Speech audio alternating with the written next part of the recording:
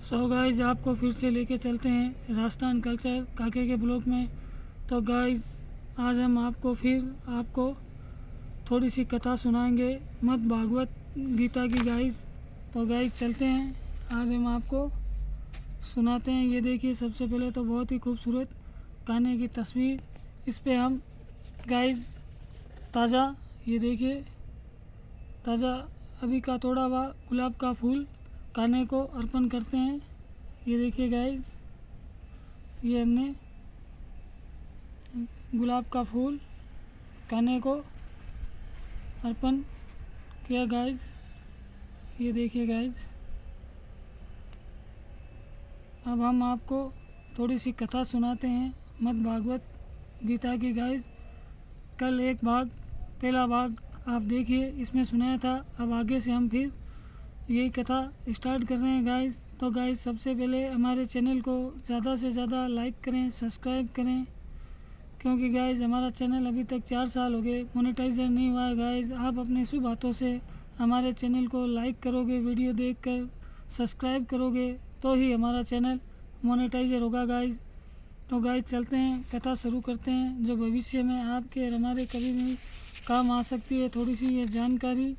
तो गाइस कल हमने यहाँ से छोड़ा था, ये उन घोड़ों की शोभा है,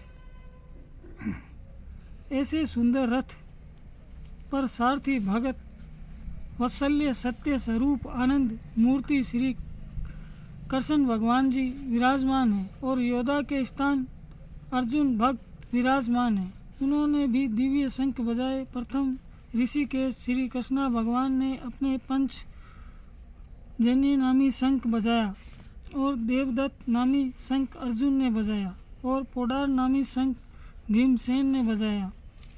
सो भीमसेन कैसा है? जिसका उदर बड़ा है और कमर भी बड़ी है। और अनंत विजय नामी शंख कुंती पुत्र राजा युधिष्ठिर ने बजाया और सुघोष नामी शंख नकुल ने बजाया। माणिक पुष्प नामी शंख सहदेव ने बजाया। बड़े धनुधारी काशी राज ने भी शंख बजाया और मारुति शंख शिखंडी धृष्ट धुबन और राजा विराट ने भी बजाए। और अजिति सात्य की याद राजा द्रुपद और द्रौपदी के पुत्रों ने भी शंख बजाए। और जितने पांडव की सेना के राजा थे सब ने शंख बजाए। और सुभद्रा के पुत्र महाभाऊ अभिमन्यु ने भी शंख बजाया। इन सब ने अपने अपने विभिन्न शंख बजाए। उन शंखों का शब्द सुनकर धृतराष्ट्र के पुत्रों के हृदय विदृढ़ हुए, अर्थात फट गए। धरती और आकाश शब्दों से भर गया। इसके उपरांत धृतराष्ट्र के पुत्रों की सेना अर्जुन ने देखी। तब दोनों ओर की सेना के शस्त्र चलने लगे। तब अपना धनुष सिर ऊपर फेरकर अर्जुन पांडव ऋषिकेश श्री कृष्ण भगवान जी से बोलता, भैया है अच्युत अविनाशी पुरुष भी मेरा रथ दोनों सेनाओं के बीच लेकर जा खड़ा करो। तब देखूं हमारे साथ युद्ध करने कौन कौन आए हैं। प्राणों को और धन को त्याग कर आए हैं, जिन सब को मैं देखूंगा। संजय योवाच, संजय राजा धृतराष्ट्र को कहता है, हे राजा ऋषिकेश श्री कृष्ण भगवान को अर्जुन ने ये वचन कहे। तब भक्त वत्सल्य गोविंद जी ने घोड़े लेकर अर्जुन का रथ दोनों सेनाओं के बीच भीष्म द्रोणाचार्य के सम्मुख ले जाकर खड़ा किया। और भीष्म द्रोणाचार्य की दाईं बाईं और भी योद्धा थे। तब श्री कृष्ण भगवान अर्जुन को बोले, हे अर्जुन, तेरा रथ मैंने कौरवों की सेना के प्रमुख खड़ा किया है, तू इनको देख। तब अर्जुन ने कौरवों की सेना में बहुत योद्धा देखे। उनमें पितामह देखे, गुरु देखे, मातुल देखे, पुत्र देखे, पौत्र देखे, सखा ससुर और मित्र देखे।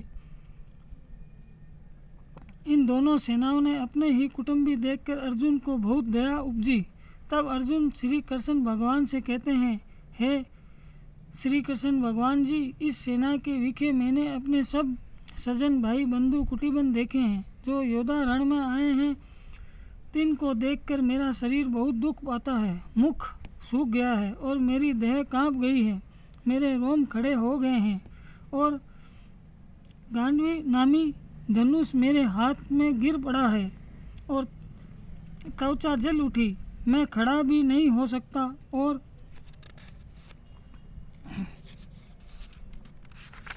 मेरा मन भी भ्रम में है।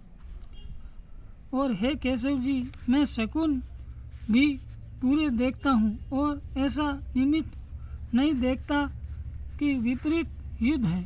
हे केशव जी, इस युद्ध में भाइयों को मारने में मैं अपना कल्याण भी नहीं देखता हूँ।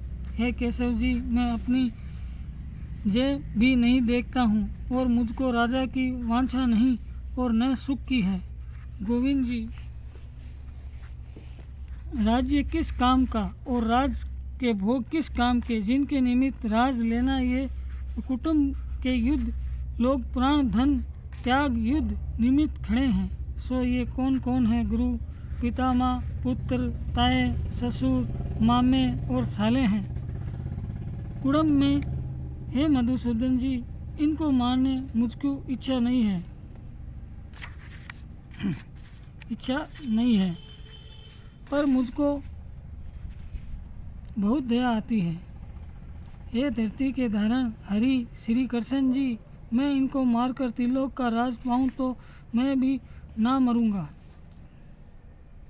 भूमि के राज की तो बहुत बातें क्या है। हे जनार्दन जी, धृतराष्ट्र के पुत्रों को मारने से हमारा कल्याण नहीं है किंतु विपरीत है होगा। इनको मारने से हमको बड़ा पाप लगेगा। यद्यपि ये महापापी भी है तो भी मारने योग्य नहीं है। हे प्रभु जी, सभी पूजन और भेंट के योग्य है, मैं इनको नहीं मारूंगा। हे माधव जी, सजन भाई बंधु कुटिबन, इनको मारने से हमको सुख कहाँ, मुक्ति कहाँ। यद्यपि राज के लोभ में इनकी बुद्धि अंध हुई है। धृतराष्ट्र के पुत्र जो कुछ कुल नष्ट करने या मित्र के साथ कपट करने से दोष उपजते हैं, इनको नहीं समझते तो क्या इनकी न्याय में भी नहीं समझता। जो कुल के नष्ट करने से पाप होता है, उस पाप को मैं भली भांति जानता हूँ।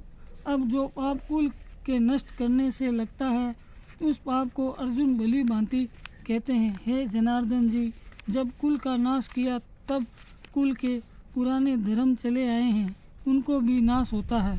जब कुल के धर्म का नाश हुआ तब सारे कुल में अधर्म का प्रवेश हुआ और कुल की स्त्रियां द्रोणाचार्य नहीं हुई। जिन 3 स्त्रियों का वर्णन शंकर पराय पुरुष की संतान की उपजी, जब संतान वर्ण शंकर भई पिंड और जल पितरों को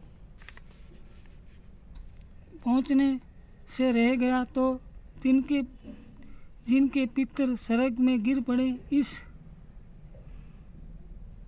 इस कारण ये हे यादव वंशियों में श्रेष्ठ श्री कृष्ण भगवान जी, जिसने कुल को नष्ट किया तिसने कितने पाप किए, सो ये सब पाप कुल के नष्ट करने वाले के सिर पर होते हैं।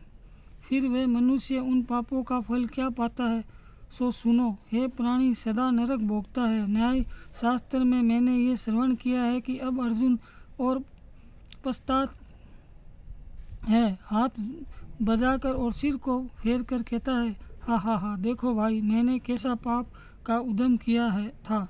राज सुख के लोभ निमित्त अपने कुल को नष्ट करने लगा था।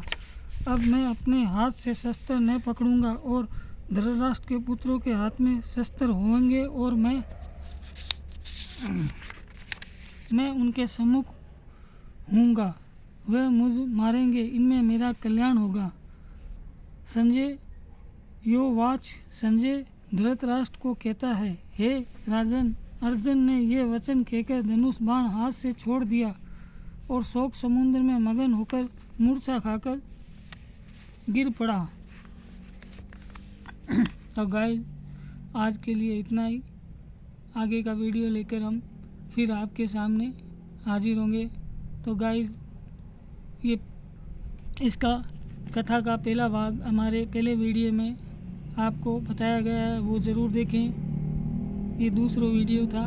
तो गाइस आप हमारे इस दूसरी वीडियो को लाइक करें, सब्सक्राइब करें ताकि हमारा भी चैनल मोनेटाइजर हो जाए। गाइस कल आपने बहुत ही कम सब्सक्राइबर और लाइक नहीं किया वीडियो, तो गाइस आज ज़रूर करें लाइक और सब्सक्राइबर ताकि हमारा चैनल भी मोनेटाइजर हो जाए। गाइस आज के लिए इतना ही, आगे का वीडियो लेकर हम फिर हाजिर होंगे आपके सामने। गाइस जय श्री कृष्णा, राधे राधे।